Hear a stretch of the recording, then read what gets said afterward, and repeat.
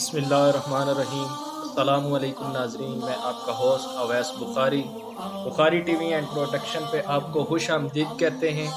امید کرتا ہوں تمام میرے مسلمان بہن بھائی سب بخیر و عافیت ہوں گے، اور امید کرتا ہوں کہ یہ ماہ سیام بہت اچھا گزر رہا ہوگا۔ اور آج کا پروگرام جو ہے وہ ہے آئیں کتاب پڑھیں کے نام سے گزشتہ سے پوستہ، جس میں ہم نے خلافت آدم کو پارٹ 1 دیا تھا۔ آج پارٹ 2 ہے اس میں ہم قرآن کریم سے وہ مکالمہ ثابت کریں گے جو اللہ اور فرشتوں کے درمیان ہوا تھا خلافت آدم پر۔ اس کے بعد ہم درس ہدایت انشاءاللہ پیش کریں گے، اور گزشتہ سے پوستہ ہے۔ پروگرام شروع کرنے سے سب سے پہلے جس بھائی نے ابھی تک پیج کو فالو نہیں کیا، فالو کر دیں، لائک اینڈ سبسکرائب اور شیئر کر دیا کریں ویڈیو کو۔ چلتے ہیں اپنے پروگرام کی جانب، شروع کرتے ہیں۔ سورہ بقرہ آیت نمبر 30 اور 34 میں رب کریم فرماتا ہے، ارشاد ہے، اور یاد کرو جب کہ تیرے رب نے فرشتوں سے فرمایا کہ میں زمین میں ایک خلیفہ بنانے والا ہوں، تو فرشتوں نے کہا کہ خداوند، کیا تو زمین میں اس کو بنائے گا جو زمین میں فساد برپا کرے گا اور خون ریزی کرے گا؟ اور ہمارا حال یہ ہے کہ ہم تیری حمد کی تسبیح پڑھتے اور تیری پاکی بیان کرتے ہیں۔ تو اللہ تعالیٰ نے فرمایا کہ میں جو کچھ جانتا ہوں تم کو ان باتوں کا علم نہیں ہے۔ اور اللہ تعالیٰ نے حضرت آدم علیہ السلام کو تمام چیزوں کے نام بتا دیا، پھر ان چیزوں کو فرشتوں کے روبرو پیش کر کے فرمایا کہ اے فرشتوں، اگر تم اپنے اس دعویٰ میں سچے ہو تو ان چیزوں کے نام بتاؤ۔ تو فرشتوں نے عرض کیا کہ اے اللہ، تو تمام عیوب و نقائص سے پاک ہے، ہمیں تو بس اتنا ہی علم ہے جتنا تو نے ہمیں علم دیا ہے، بلا شبہ علم و حکمت والا تو صرف تو ہی ہے۔ اللہ تعالیٰ نے فرمایا کہ اے آدم، تم ان فرشتوں کو ان چیزوں کے نام بتا دو۔ تو حضرت آدم علیہ السلام نے ان فرشتوں کو ان چیزوں کے نام بتا دیے۔ تو اس وقت اللہ تعالیٰ نے فرشتوں سے فرمایا کہ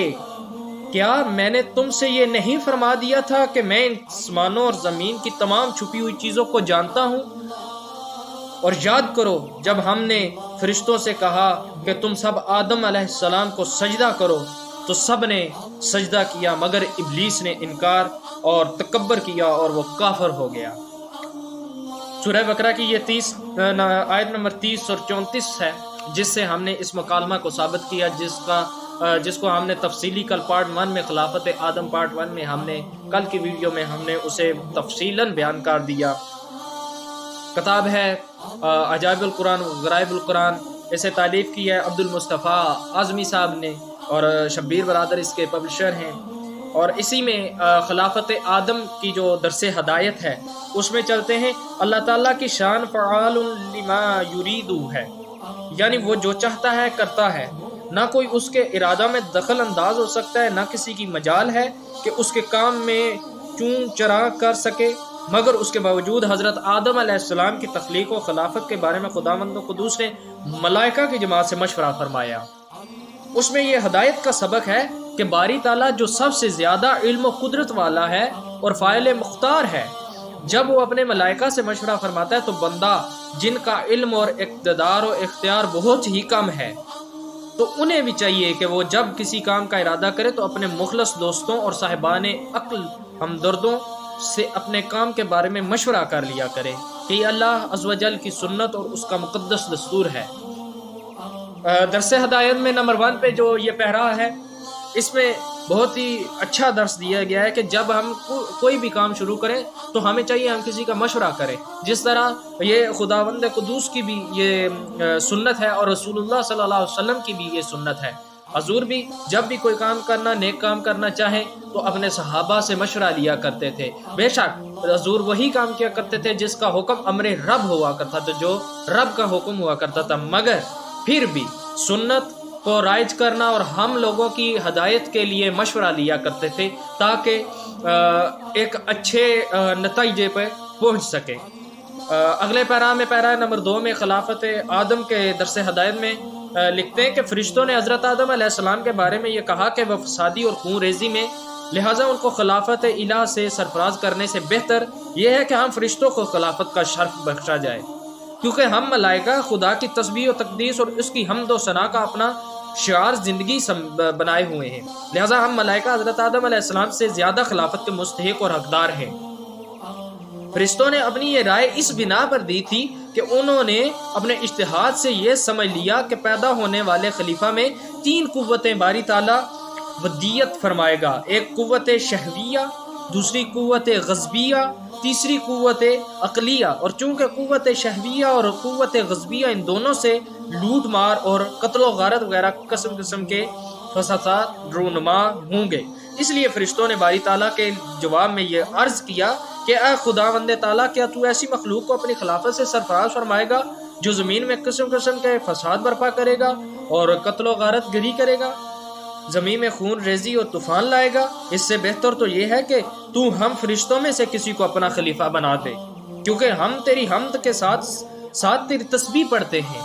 اور تیری تقدیس اور پاکی کا چرچا کرتے ہیں۔ تو اللہ تعالیٰ نے یہ فرمایا کہ فرشتوں کو خاموش کر دیا کہ میں جس مخلوق کو خلیفہ بنا رہا ہوں اس میں جو مصلحتیں اور جیسی جیسی حکمتیں ہیں ان کو بس میں ہی جانتا ہوں، تم فرشتوں کو ان حکمتوں اور مصلحتوں کا علم نہیں ہے۔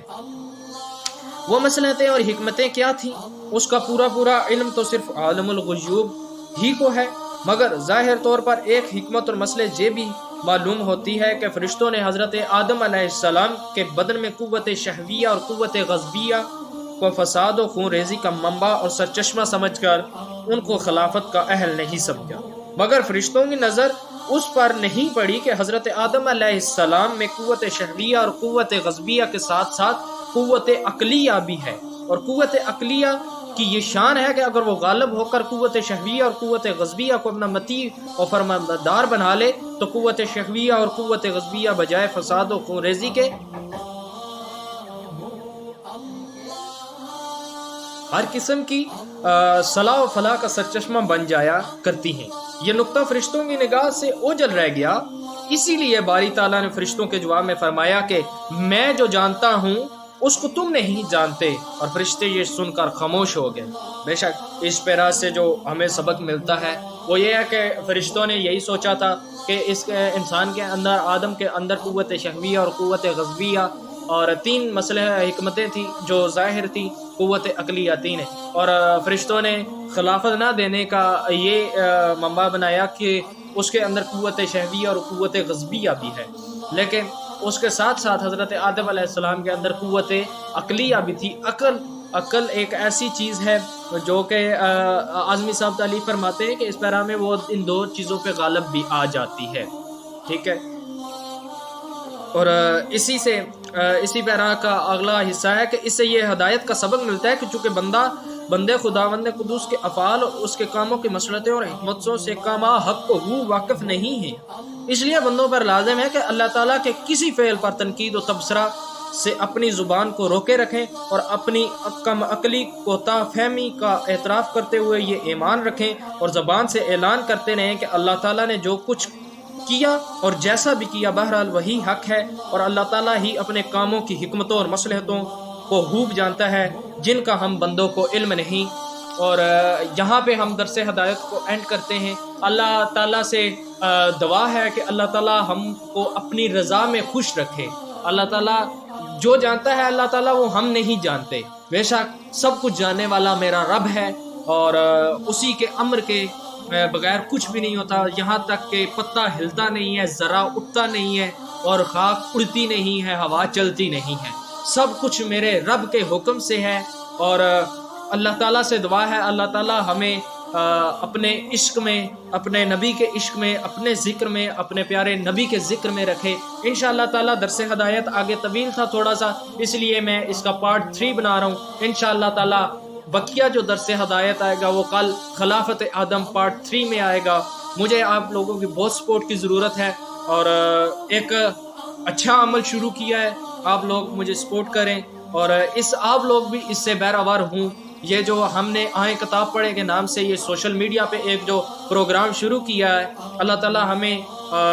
تا قیامت تک اچھائی پھیلانے اور مرتے دم تک اچھائی پھیلانے کی توفیق دے، اور برائی سے روکنے کی توفیق دے۔ اللہ رب العزت سے یہی دعا ہے، اللہ تعالیٰ جو چاہتا ہے ہمارے لیے بہتر کرے، اللہ تعالیٰ اپنے پیارے حبیب کے صدقے میں کرم فرمائے۔ اور اجازت دیجیے اپنے ہوسٹ اویس بخاری کو بخاری ٹی وی اینڈ پروڈکشن سے اللہ نگہبان۔ السلام علیکم ورحمۃ اللہ وبرکاتہ۔